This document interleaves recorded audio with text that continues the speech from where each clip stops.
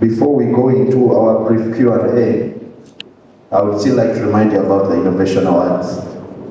The reason I remind you about the Innovation Awards is because we have a special category for this kind of audience, which is the InsurTech of the year.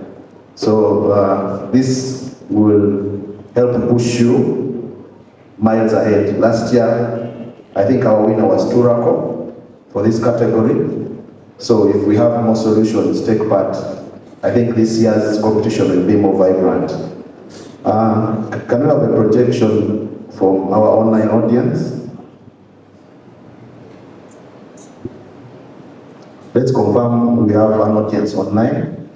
We get, I think, 2 questions from our online audience and 3 questions from our physical audience before we can get remarks from the CEO of UIA.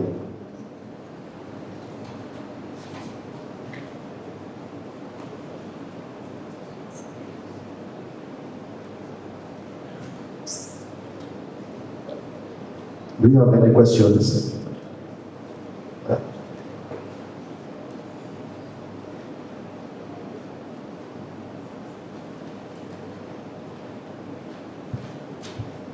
Before you ask the question, state who it's targeted for and be as brief as possible.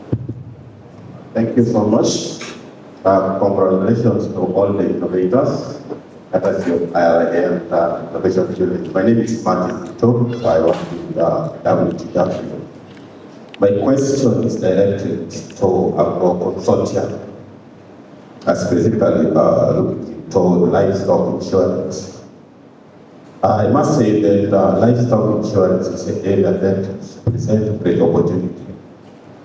I personally used to brag that I have some new animals, not until I visited some farm recently. That's when I stopped talking about my animals. But my question is, government used to provide subsidies of 30% for large farmers and up to 50% for small farmers. And that was the subsidies that we have been trying to use to get farmers to insurance. And last year it was somehow suspended, but eventually they paid the subsidies. But this year, I think it is not coming through. So why I'm asking this question is one, for the Agro Consortium to take it up, and probably for IRA to be aware of what is happening and what is the way forward. What do we tell our clients? Thank you. Thank you so much for that question. I think let's have all the 3 questions so that we can respond at once. I think that consortium question is not, I think it's related to the subsidy, right? Not the solution. So I don't know if the person from the consortium will be in position to respond or we direct it to UIA. Second question. Consortium, you respond. Okay. She'll be able to respond. Let's have 2 other questions. Okay, if there are no questions, let's check our chat from the online audience. There was a question in the chat.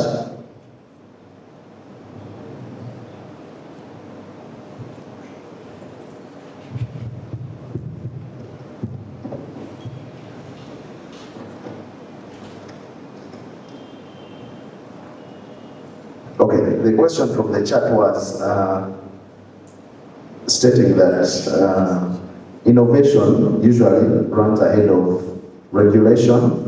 So how does IRA plan to acquire the capacity straight from the board downwards to tackle this issue? So I think that question we shall direct it to Kevin to respond. Let's have a response for the first question from the consortium.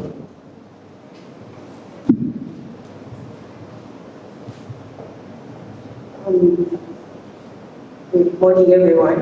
My name is Alfred Tukunda. I work with the Group Consortium. So just speak about the issue of subsidy. I'll give context.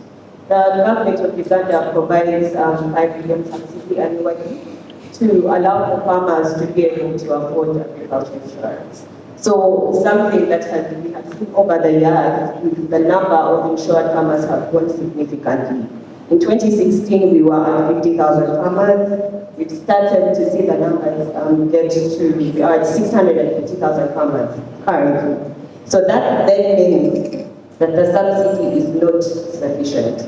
But that said, the government is still, the government understands that agriculture insurance needs to be subsidized, and the scheme is still going on. But it is important for us to go away from subsidies. It's important for us to have our farmers understand that sustainability is important.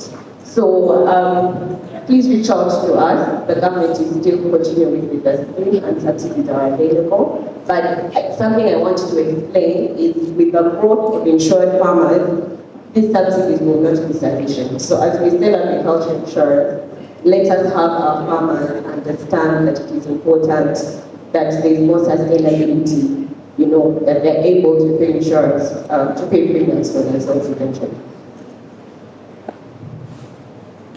Thank you so much for that response. And as a rejoinder to that, there's a study that's ongoing. It's being spearheaded by the ITC. We are trying to evaluate the impact and the sufficiency of the current subsidy. So hopefully, with the recommendation from that study, government will be able to increase the subsidy.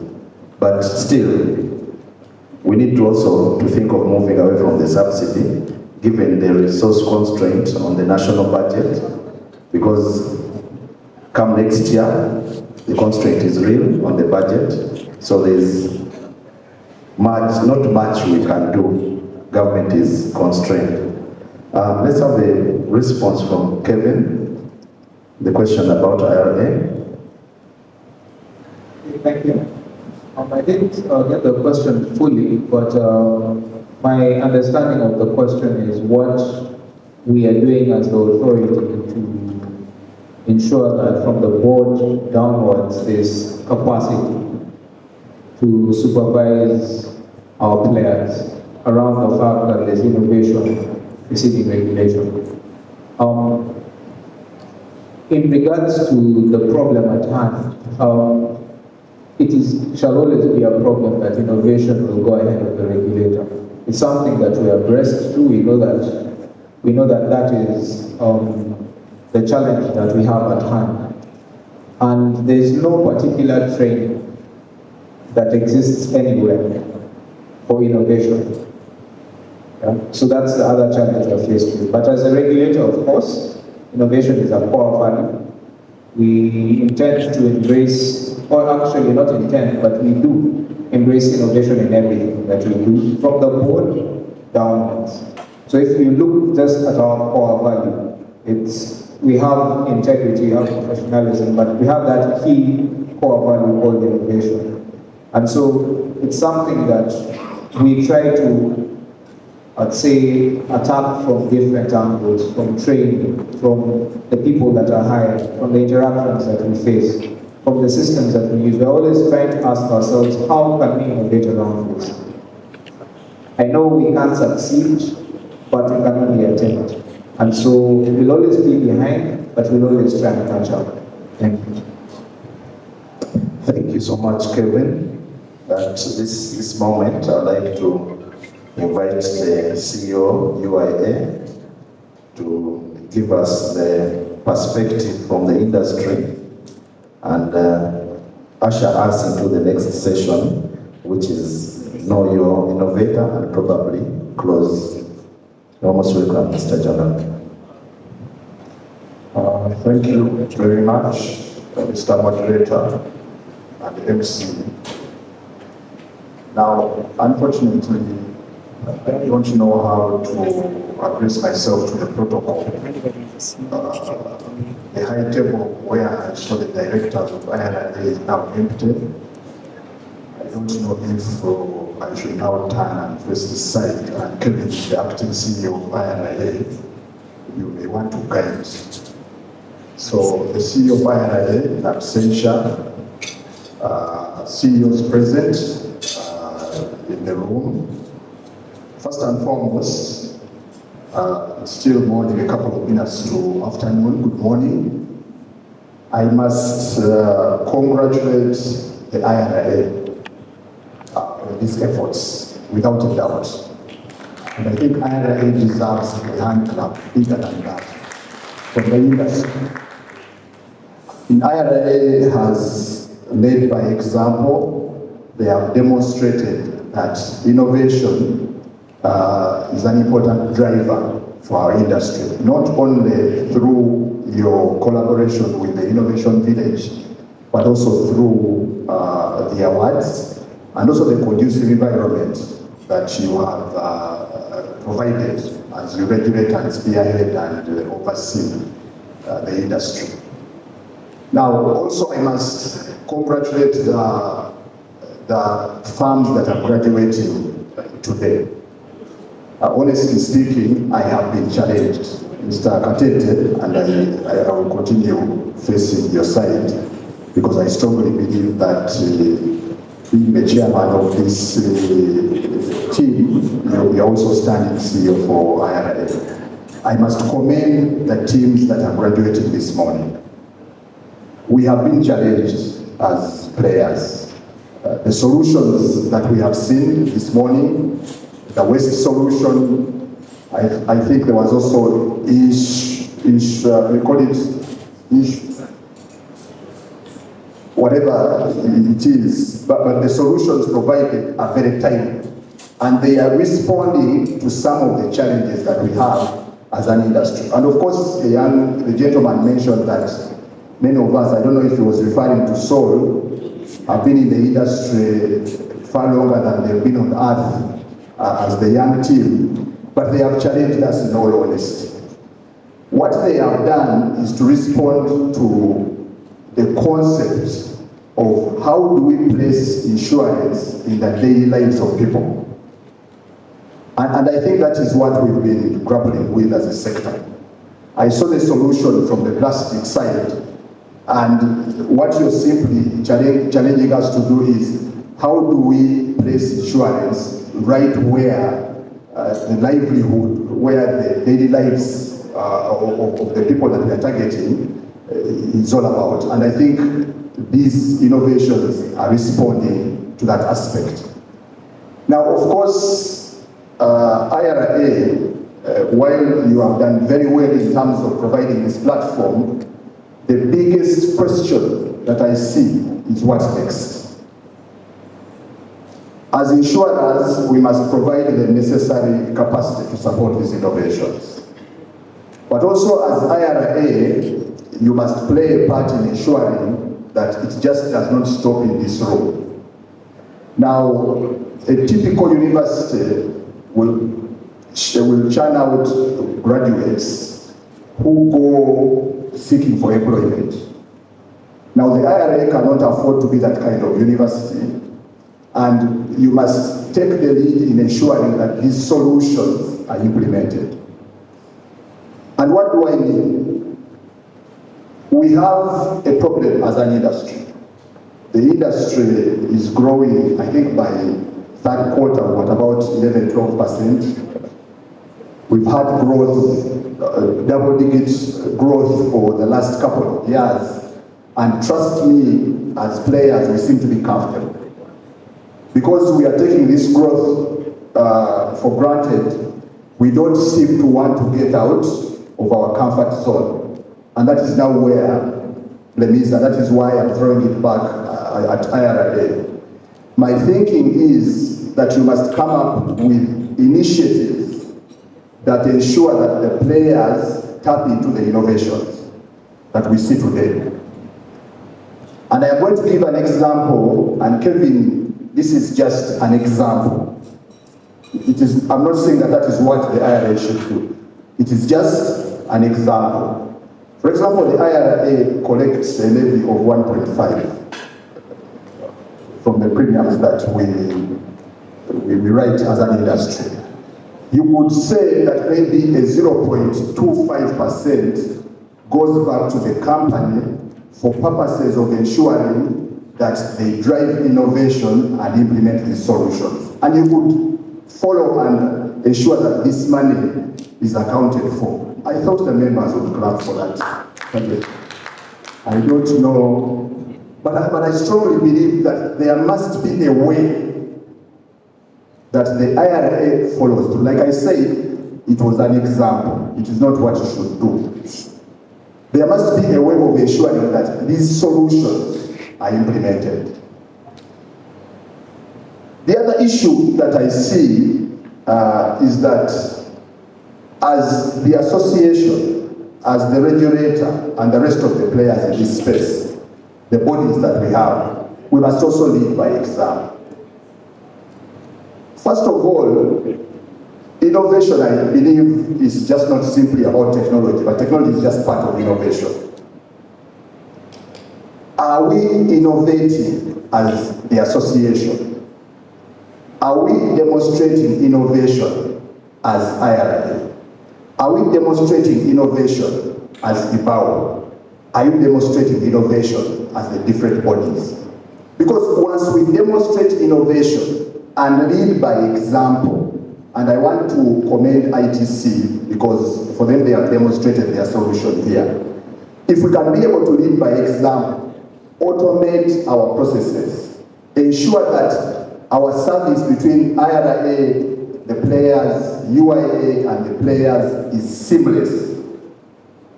I think for me, that is one of the ways that we would challenge the industry to also follow in terms of innovation. I think that I cannot leave the stage without talking about the risks. I have seen the solutions, very, very good solutions. The problem with innovation and the problem with technology, it comes along with challenges, with risks. And I think that it's important that as we put these solutions forward, we also address the risks associated with the solutions. Because it's not all good and without a downside. The downside to innovation, the downside to technology is that there are risks. Now, the other thing that I also wanted to speak about is the potential of the industry, especially in view of the data that we have, Now, ladies and gentlemen, listening to me this morning,